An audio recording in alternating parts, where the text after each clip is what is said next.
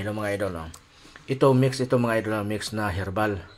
Sa mga irregular dyan mga babae na minsan umabot ng 3 buwan bago reglahin. Ito yung gamot na kukunin nyo. Ang ano nito, mix to. Mahogani, tapos bangkal. Hindi ko na alam kung ano sa Tagalog yun eh. Basta bangkal, tapos panigbin, tapos panyawan,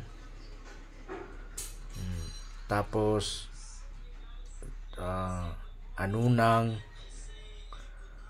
tapos alagaw, yung tatawag na alagaw, tapos sibukaw. Halo-halo itong mga idol. 7 klase ito na herbal. Yan. 7 klase yung pinaghalo, no? Pinaghalo ko.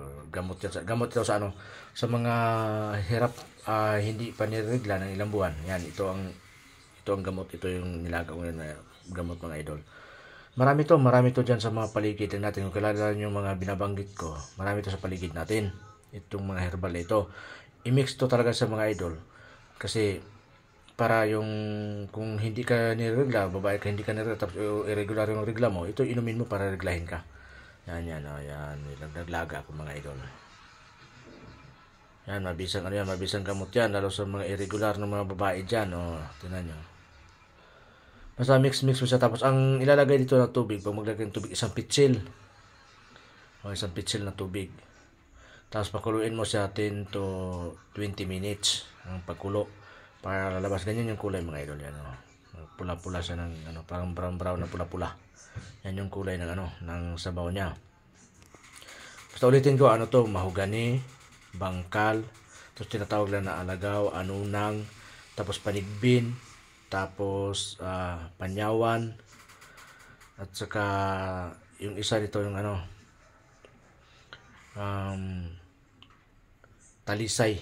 Talisay mga idol. Yung ng talisay, may halo to na talisay. Basta mix yan siya. 7 herbal yan.